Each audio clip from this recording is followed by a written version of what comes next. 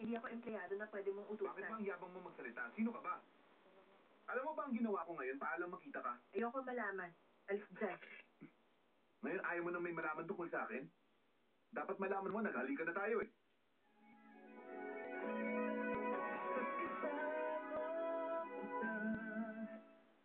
Ngayon ayaw mo nang may malaman tungkol sa akin? Dapat malaman mo, naghalikan na tayo eh. Bakit ang lamig mo sa akin? At bakit parang baliwala na ako sa'yo? Alam mo ba kung ilang oras kitang hinihintay dito sa labas? Hindi ako sanay sa paghihintay dahil ako yung laging hinihintay ng lahat. Ako lang ang naapektuhan. Nahihirapan na ako! Bakit? Kasalanan ko ba kung nagkakaganyan ka? Oo, kasalanan mo. Nung una tayo magkita, tinanong ko kung kilala mo si Oscar. Sana sinabi mong, oo, kilala ko nga siya. Eh ano naman sa'yo kung kilala ko siya? O kaya, kilala ko si Oscar pero hindi naman ako si Carrie Park. Yun na lang sana para hindi na tayo nagkakilala pa. Baliw ka na. Tama ka. At ikaw ang dahilan kung ba't ako nababaliw. Pero ikaw, normal, nagtatrabaho at nakikipag-date pa sa pinsan ko. Wala naman nagbago sa buhay mo, di ba? Pero nagulo ang simple kong buhay dahil lang dumating ka. At ngayon nagagalit na ako sa sarili ko. Anong gusto mong gawin ko?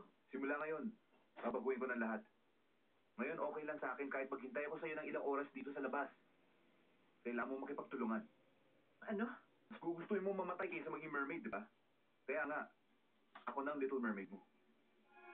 Ano? Ako na ang magiging Little Mermaid mo. Gagawin kong lahat para mahalin mo ko. Kung hindi, mawawala ako parang bula.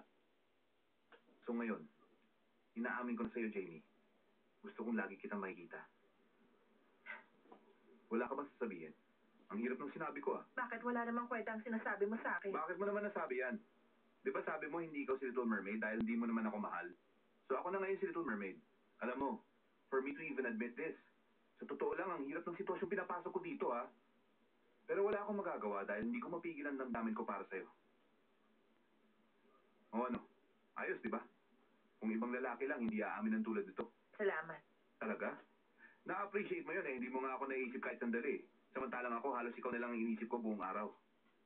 Hanggang maging si Little Mermaid na ako. Lagi gusto makita ka. Pero para sa'yo, isa lang akong bula. Nakakatawa ka. Papayag ka ba na hindi ka pinapansin? Kung sa bagay, ikaw na rin mismo ang nagsasabi. Sa huli, isa sa ating dalawa ang dapat mawalang parang bula. Hindi ba? Tama ka. Gusto kita at gusto kong lagi kang nakikita. Okay na ako magtiis sa ganitong setup. Talagang mahal mo ko ng ganon? Oo.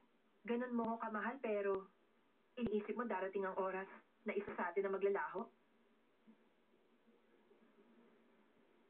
Ibig sabihin, kahit gaano pa kita mahalin o gaano pa kalalim ang pag-ibig natin sa isa't isa, sa huli kailangan pa rin natin maghiwalay. Ganon ba? Dahil yun ang katotohanan para sa atin. Oo. Pwede natin ipaglaban to. Sa lolo ko at sa relatives namin na ayaw maipamana sa akin ng mall dahil apo ako sa anak na babae. Pati sa mga investors namin na ang nasa isip, marriage for business. Wala nang ibang dahilan. At pati na rin sa mama ko na kaya kang saktan at hindi ka matatanggap. Sa kaso ko, ang pag-ibig ay isang negosyo na maraming tumataya. And ultimately, I have to make a choice. Biguin ko lahat ng mga taong yun at piliin ko si Jamie Hill o kaya bitawan ko si Jamie at humanap ng isang asawang pampalaki ng puhunan. Gusto mo ba na piliin ko yung una? Fine. Let's say itapon ko ang lahat ng yun para sa'yo. Hahanap tayo ng bahay na sapat lang sa ating dalawa. Araw-araw tayo magkakasama. Pero, hanggang kailan tayo magiging masaya? Para sa'yo, itatapon ko ang lahat. At aasa tayong mabubuhay ng happily ever after. Kaya mo ba yun?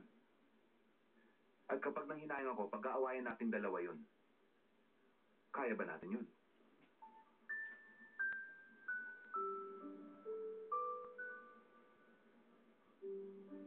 Tulad ng palagi kong sinasabi. Oo, tama ka. Tama sa'yo. Dahil baliw ka. Bakit ako magmamahal? Pero hahayaan ko lamang namang maglaho yan ng parang bula. Naiintindihan mo? Walang babae ang magmamahal. At aasa sa oras na matatapos din ang lahat.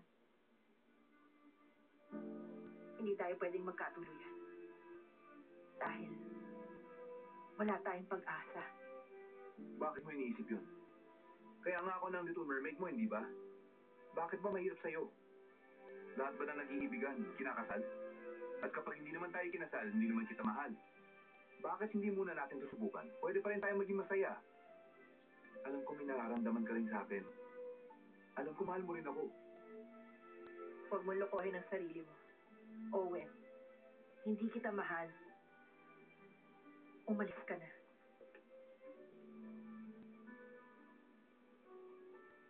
Alis na.